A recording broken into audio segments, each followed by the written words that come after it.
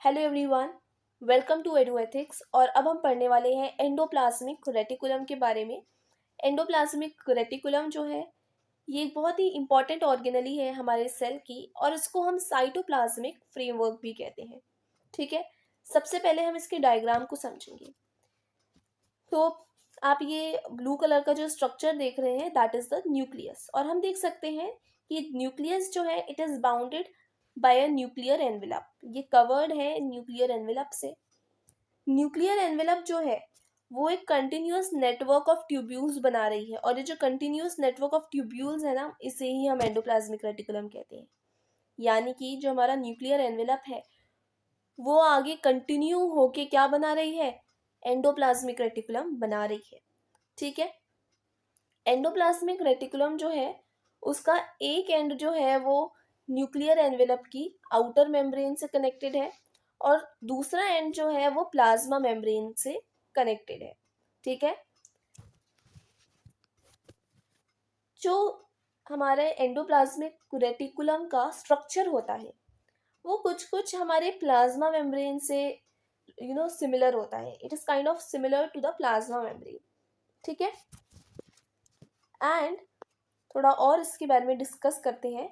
तो आप यहाँ देख सकते हैं जो हमारी एंडोप्लाज्मिक रेटिकुलम है वो 3 फॉर्म्स में अपीयर होती है। यानी उसका जो स्ट्रक्चर है अगर हम उसको डिफाइन करें तो वो 3 फॉर्म्स में पाई जाती है। That is tubules, cisternae and vesicles. आपकी बुक में डायग्राम दे रखा है, you can see this is cisternae. ठीक है, this is vesicles and tubules. तो इन 3 फॉर्म्स में हमारी एंडोप्लाज्मिक रेटिकुलम जो है वो पाई जाती है। ठीक है,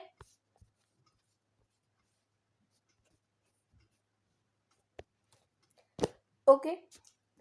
एंडोप्लाज्मिक रेटिकुलम जो है ये प्रोकैरियोट्स और मैमेलियन एरिथ्रोसाइट्स या फिर आरबीसीज, जो एरिथ्रोसाइट्स यानी आरबीसीज इनमें और प्रोकैरियोट्स में ये एब्सेंट होती है। ठीक है, यानी ये प्रेजेंट नहीं होती है। It is absent in prokaryotes and mature mammalian erythrocytes. ठीक है, अब हम इसके टाइप्स देखेंगे। ठीक है, टाइप्स ऑफ एंडोप्लाज्मिक रेटिकुलम। तो टाइप्स ऑफ एंडोप्लाज्मिक रेटिकुलम की अगर हम बात करें तो एंडोप्लाज्मिक रेटिकुलम 2 टाइप्स की होती है। ठीक है, endoplasmic reticulum is of 2 types. हमने इसको 2 टाइप्स में डिवाइड क्यों किया है ये भी अभी आपको पता चलेगा जब मैं आपको आगे एक्सप्लेन करूंगी। एंडोप्लाज्मिक रेटिकुलम 2 टाइप्स की होती है। एक होती है रफ एंडोप्लाज्मिक रेटिकुलम और एक होती है स्मूथ एंडोप्लाज्मिक रेटिकुलम, यानी कि RER और SER। ठीक है, तो depending upon the absence and presence of the ribosome we have classified endoplasmic reticulum into 2 types. ठीक है, that is rough endoplasmic reticulum and smooth endoplasmic reticulum. Rough endoplasmic reticulum की अगर हम बात करें तो रफ एंडोप्लाज्मिक रेटिकुलम में you can see here some red spots, and these red spots are nothing but ribosomes. They are ribosomes. तो क्योंकि rough endoplasmic reticulum में राइबोसोम्स प्रेजेंट होते हैं इसलिए ही हम इसे रफ एंडोप्लाज्मिक रेटिकुलम बोलते हैं। ठीक है, और क्योंकि इसमें राइबोसोम्स प्रेजेंट होते हैं हमें पता है कि राइबोसोम्स जो हैं they are the raw material for proteins. ठीक है, यानी कि प्रोटीन को सिंथेसिस करने के लिए ribosomes are the raw material, right. And क्योंकि रफ एंडोप्लाज्मिक रेटिकुलम में राइबोसोम प्रेजेंट होते हैं and we know that ribosomes are the raw material for synthesising proteins, that means that protein synthesis takes place in RER, that is rough endoplasmic reticulum। ठीक है, यानी protein synthesis जो है वो take place करता है रफ एंडोप्लाज्मिक रेटिकुलम में। ठीक है, due to the presence of ribosomes. तो यहाँ हम लिख लेते हैं दैट रफ एंडोप्लाज्मिक रेटिकुलम में क्या होता है, प्रोटीन सिंथेसिस होता है।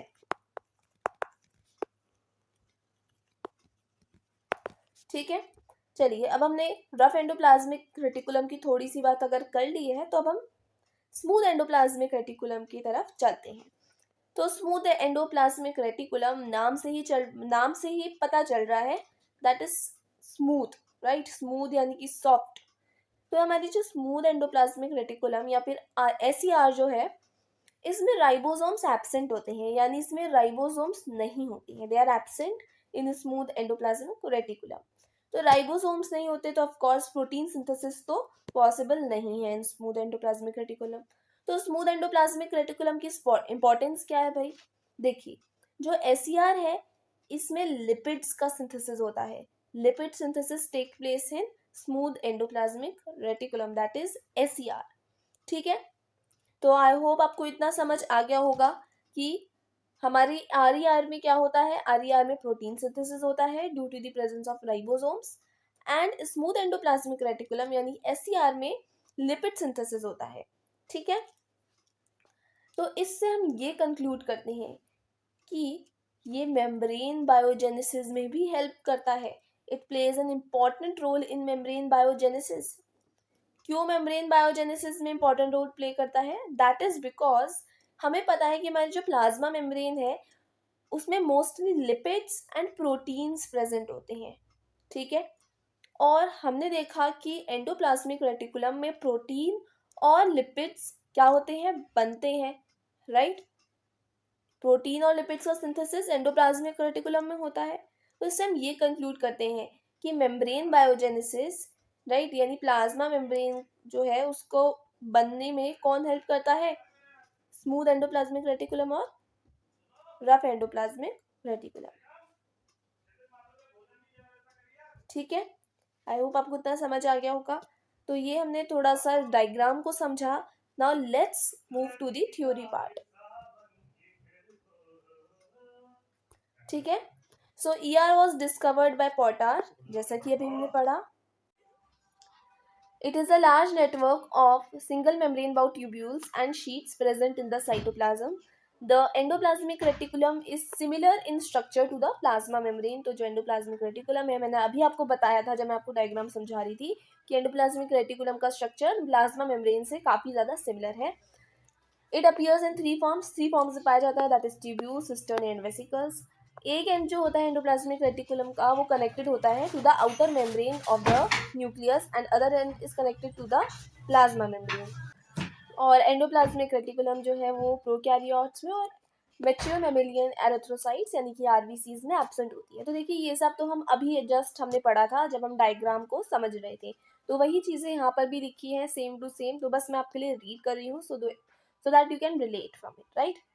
तो जो एंडोप्लाज्मिक रेटिकुलम है उसको हमने क्लासीफाई कर रखा है depending upon the absence and presence of the ribosomes. ठीक है, यानी राइबोसोम्स के एब्सेंस और प्रेजेंस के बेसिस पर, मतलब उस पर डिपेंड होकर हमने एंडोप्लाज्मिक रेटिकुलम को 2 टाइप्स में डिवाइड किया है, that is rough endoplasmic and smooth endoplasmic. मैं आपको बता चुकी हूँ। तो रफ एंडोप्लाज्मिक रेटिकुलम का वर्क क्या होता है और इसको हम क्यों बोलते हैं रफ एंडोप्लाज्मिक रेटिकुलम, मैंने अभी आपको बताया था क्योंकि इसमें राइबोसोम्स अटैच्ड होते हैं और ribosomes is a raw material for synthesising proteins. तो दैट्स वाई इसको हम रफ एंडोप्लाज्मिक रेटिकुलम बोलते हैं और इसमें प्रोटीन सिंथेसिस होता है due to the presence of ribosomes. ठीक है, सारे एक्टिव सेल्स में प्रेजेंट होता है। RER appears rough under the microscope due to the presence of ribosome on its surface. The manufactured proteins, तो जो प्रोटीन्स मैन्युफैक्चर हो जाते हैं तो वो सेल के बहुत सारे पार्ट्स में, मतलब डिपेंडिंग अपॉन द रिक्वायरमेंट वो चले जाते हैं, राइट। SER के बारे में भी अभी हमने पढ़ा है कि SER जो है वो राइबोसोम्स कंटेन नहीं करते हैं। ठीक है, और उनमें लिपिड्स का सिंथेसिस होता है। It helps in the synthesis of fats का, या फिर फैट्स और लिपिड्स एक ही चीज़ है, right, glycogen etcetera. SER appears smooth under the microscope. तो अगर आप माइक्रोस्कोप से देखेंगे और SER को तो आपको देखने को मिलेगा कि उसका सरफेस बहुत स्मूथ होता है, right, due to the absence of ribosomes, क्योंकि राइबोसोम्स एब्सेंट होता है on it surface. It is often peripheral. It may develop from RER and may be connected with plasma membrane. ये बहुत इंपॉर्टेंट पॉइंट है, आपसे पूछा जा सकता है दैट SER किससे कनेक्टेड है एंड RER किससे कनेक्टेड है। तो देखिए आर जो है वो न्यूक्लियर एनवेलप जो है ना उसके आउटर मेम्ब्रेन है न्यूक्लियर एनवेलप की, उससे कनेक्टेड है आर रफ एंडोप्लाज्मिक रेटिकुलम। और एस यानी कि स्मूथ एंडोप्लाज्मिक रेटिकुलम जो है वो कनेक्टेड है टू द प्लाज्मा मेम्ब्रेन। ये बहुत इंपॉर्टेंट पॉइंट है और ये पूछा जा सकता है आपसे एग्जाम्स में।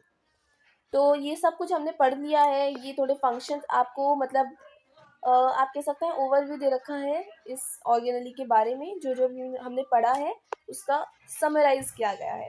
तो चलिए देख लेते हैं। Endoplasmic reticulum serves as channels for the transport of material proteins between various regions of the cytoplasm. Endoplasmic reticulum functions as a cytoplasmic framework, इसे साइटोप्लाज्मिक फ्रेमवर्क भी कहते हैं।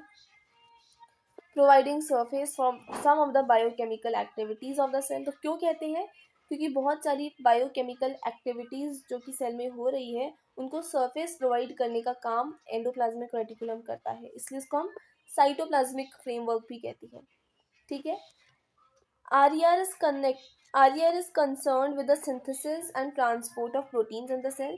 तो आप कह सकते हैं जो भी प्रोटीन के मतलब प्रोटीन के बारे में जो भी काम होता है ना वो RER संभालता है, यानी कि प्रोटीन को सिंथेसिस करना, ठीक है, उसको ट्रांसपोर्ट करने का जो आप कह सकते हैं रिस्पॉन्सिबिलिटी होती है, जिम्मेदारी होती है, वो RER की होती है। और SER जो है वो इन्वॉल्व होता है in the process of detoxification, यानी बहुत सारे पॉइजन, बहुत सारे ड्रग्स जो है उनके डिटॉक्सिफिकेशन में एसईआर जो है वो इन्वॉल्व रहता है। ठीक है। In liver cells of vertebrates SER plays an important role in biosynthesis of cholesterol. तो कोलेस्ट्रॉल एक तरीके का लिपिड होता है, राइट। हमने सुना होगा कि कोलेस्ट्रॉल ज़्यादा हो गया, किसी में कोलेस्ट्रॉल कम हो गया, राइट। तो ये जो कोलेस्ट्रॉल का बायोसिंथेसिस है ना वो भी एसईआर ही करता है। Basically cholesterol is a lipid और हमको पता है लिपिड जो है it is synthesised by SER, right. SER synthesis steroid hormones, तो स्टेरॉयड हार्मोन्स एस्ट्रोजन, टेस्टोस्टेरोन और कॉर्टिसol का जो सिंथेसिस है वो भी एसईआर ही करता है। ठीक है। Lipids from SER and some protein from RER. तो जो क्योंकि हमें पता है कि जो स्मूथ एंडोप्लाज्मिक रेटिकुलम है वो लिपिड्स बनाता है और रफ एंडोप्लाज्मिक रेटिकुलम यानी आरईआर जो है वो प्रोटीन्स बनाता है। तो प्रोटीन और लिपिड्स दोनों ही हमारी प्लाज्मा मेम्ब्रेन को बनाते हैं, राइट। तो इसलिए हम कह सकते हैं कि एंडोप्लाज्मिक रेटिकुलम जो है वो मेम्ब्रेन बायोजेनेसिस में भी हेल्प करता है, राइट। यहाँ पे यही लिखा है lipids from SER and proteins from RER help in building the cell membrane. उसी से हमारी सेल मेम्ब्रेन जो है वो बनती है और इस प्रोसेस को हम मेम्ब्रेन बायोजेनेसिस कहते हैं। ठीक है। तो ये था एंडोप्लाज्मिक रेटिकुलम के बारे में जिसको हमने काफ़ी अच्छी तरीके से कंप्लीट कर लिया है। आई होप आपको वीडियो अच्छा लगा हो। अगर वीडियो अच्छा लगा तो please don't forget to like share and subscribe to our channel. Thank you.